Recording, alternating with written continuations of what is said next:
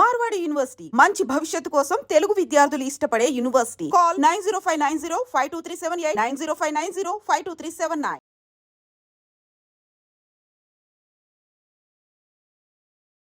జమ్మూ కాశ్మీర్లో ఎప్పుడైతే ఉగ్రదాడి జరిగిందో నిన్న 3 గంటల ప్రాంతంలో బైసారన్ అనే ప్రాంతం, ఇది మినీ స్విట్జర్లాండ్గా చెప్తూ ఉంటారు. అంటే అంత అందంగా ఉంటుంది. లోయలు కావచ్చు, ఆ పచ్చని చెట్లు కావచ్చు, అదొక మంచి టూరిస్ట్ స్పాట్గా ఉన్నటువంటి ప్రాంతంలోనే నిన్న ఉగ్రవాదులు తెగబడినటువంటి పరిస్థితి. యాక్చువల్లీ ఆ ప్రాంతానికి వెళ్ళాలంటే కూడా కొండలు, గుట్టలు, రాళ్ళు, రప్పలు అన్నీ ఉంటాయి. అట్లాగే పైన అసలు సిగ్నల్స్ అనేటివి కూడా అందవు. అంటే మొబైల్ ఫోన్ కూడా పనిచేయనటువంటి సిచ్యువేషన్. సో అట్లాంటి ప్రాంతంలో ఏకంగా జమ్మూ కాశ్మీర్ అంటే లోకల్ పోలీస్కి సంబంధించిన యూనిఫామ్ వేసుకున్నటువంటి కొంతమంది ఉగ్రవాదులు, 5 ఉగ్రవాదులు పర్యాటక ప్రాంతం, ఇప్పుడు ఈ మినీ స్విట్జర్లాండ్గా బైసారన్ అనే ప్రాంతానికి వాళ్ళు వెళ్ళి ఆ పోలీస్ మ్యాన్ ఆర్ ఆర్మీకి సంబంధించిన అక్కడ జవాన్లు తిరగడం చాలా చాలా కామన్. అలా యూనిఫామ్లోనే ఉన్నారు కాబట్టి వాళ్ళకు కూడా ఎక్కడ డౌట్ రాలేదు. కానీ ఒక్కసారిగా ఈ ఇన్ఫర్మేషన్ అంటే మీరెవరు ఏంటి అని కనుక్కోవడం, ఆ తర్వాత వెంటనే కాల్పులకు తెగబడ్డం చూసిన తర్వాత మాత్రం అక్కడ ఒక్క రకంగా హాహాకారాలే వినిపించాయి. టూరిస్టులు ఎవరైతే ఉన్నారో అంటే దేశవ్యాప్తంగా వచ్చినటువంటి టూరిస్టులు, అట్లాగే 2 ఫారినర్స్ కూడా ఇప్పుడు చనిపోయినటువంటి పరిస్థితి. టోటల్గా అయితే 27 మంది, ఇప్పటి వరకు మనకున్న ఇన్ఫర్మేషన్ 27 మంది చనిపోయారు. అందులో 2 ఫారినర్స్ కూడా ఉన్నారు. మిగతా వాళ్ళందరూ కూడా మన భారతదేశానికి సంబంధించిన వాళ్ళే చనిపోవడం ఇప్పుడు ఆందోళన కలిగిస్తోంది. యాక్చువల్లీ ఈ ప్రాంతంలో సెల్ ఫోన్ కూడా కనీసం సిగ్నల్ లేనట్టు వ్యవస్థ కాబట్టి అక్కడ కాల్పులకు తెగబడిన వెంటనే కూడా ఆ పైన ఉన్నటువంటి వాళ్ళు హాహాకారాలు చేస్తూ కిందికి, అంటే దాదాపుగా ఒక 20 నుంచి 30 నిమిషాలు మళ్ళీ వాళ్ళు కిందికి దిగితే కానీ ఆ ఇన్ఫర్మేషన్ చేరనటువంటిది. అందుకని భద్రతా దళాలు కూడా అక్కడికి చేరుకోవడానికి 20 నుంచి 30 నిమిషాలు పట్టింది. వెంటనే అక్కడ ఐదర్ ఈ టూరిస్టులు ఎవరైతే ఉన్నారో గుర్రాల మీద వెళ్ళాలి, లేదంటే ఈ డోలీలు ఉంటాయి కదా, డోలీల మీద మాత్రమే వెళ్ళాలి.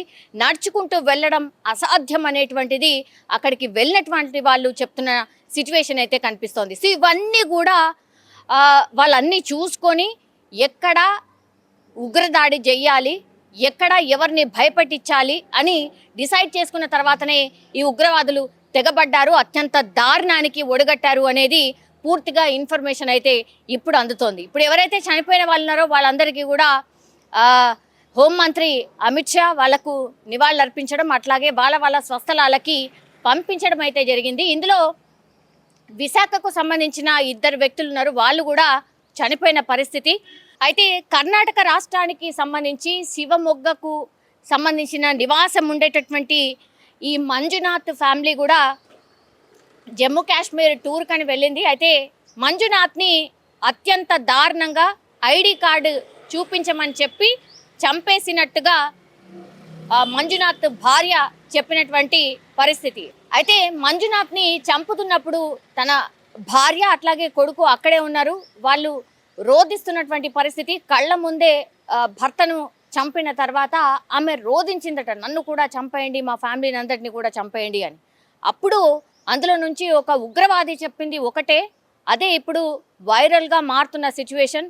లేదు, నేను మిమ్మల్ని చంపను, మీరు వెళ్ళి మీ మోడీకి చెప్పండి, మేమేమేం చేశామో మీ మోడీకి తెలవాలి కదా, అందుకని మీరు వెళ్ళి చెప్పండి, అందుకే మిమ్మల్ని చంపట్లేదు అనేటువంటి విషయాన్ని చెప్పినట్టుగా ఆమె క్లియర్ కట్గా మీడియాకు వివరించారు. ఎందుకంటే భర్త చనిపోయిన తర్వాత నేను కూడా బతకలేను కాబట్టి నన్ను చంపండి అని వేడుకున్నా వాళ్ళు ఈ మాట చెప్పారంటూ హృదయ విదారకంగా ఆమె కన్నీటి పర్యంతం అవుతున్న సిచ్యువేషన్ అయితే ఉంది. అట్లాగే అక్కడ డేరాలు ఉంటాయి, అంటే ఒక్కొక్క ఫ్యామిలీ ఆ డేరాలో కొద్దిసేపు ఉండేటటువంటి సిచ్యువేషన్ ఉంటుంది. సో ఆ డేరా లోపలికి వెళ్ళి మరి ఐడెంటిటీ కార్డు చూపించి మీరెవరు, ఎక్కడి నుంచి వచ్చారు అని అడిగి కేవలం ఫ్యామిలీ మెంబర్స్ని అందరినీ కూడా పక్కకు నెట్టేసి కేవలం మగవాళ్ళని టార్గెట్ చేస్తూ చంపినట్టుగా చెప్తున్నారు. ఐడి కార్డ్ చూపించమని చెప్పి మరి చంపినట్టుగా చెప్తున్నారు. అట్లాగే గాయాలైన వాళ్ళు, చనిపోయిన వాళ్ళు అక్కడక్కడ మొత్తంగా రక్తసిక్తం అయిపోయింది ఆ ప్రాంతం అంతా కూడా.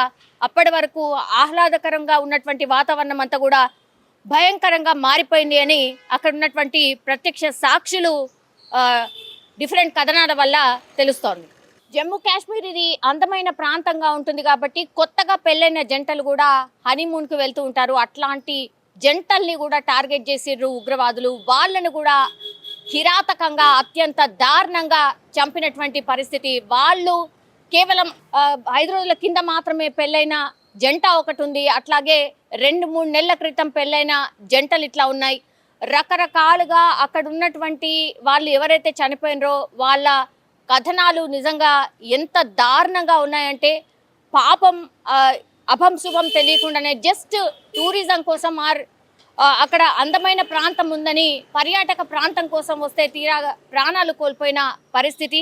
అక్కడ జస్ట్ 5 రోజుల క్రితమే ఒక జంటకు పెళ్ళైంది. వినయ్ నర్వాల్ ఆయన పేరు వచ్చేసి. సో వీళ్ళు ఈ ప్రాంతానికి వచ్చిండ్రు హనీమూన్ కోసమని, ఆ ప్రాంతాని కోసం వచ్చిండ్రు. భర్తని అక్కడ చంపిన తర్వాత వాళ్ళ భార్య రోధిస్తున్నటువంటి పరిస్థితి నిజంగా అందరినీ కలిచివేస్తోంది. కన్నీటి పర్యంతగా చేస్తున్న సిచ్యువేషన్ అయితే కనిపిస్తోంది.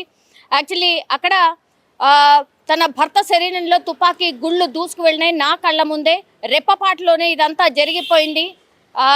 వినయ్ నర్వాల్ విగత జీవిగా మారిపోయిండు నా కళ్ళ ముందే.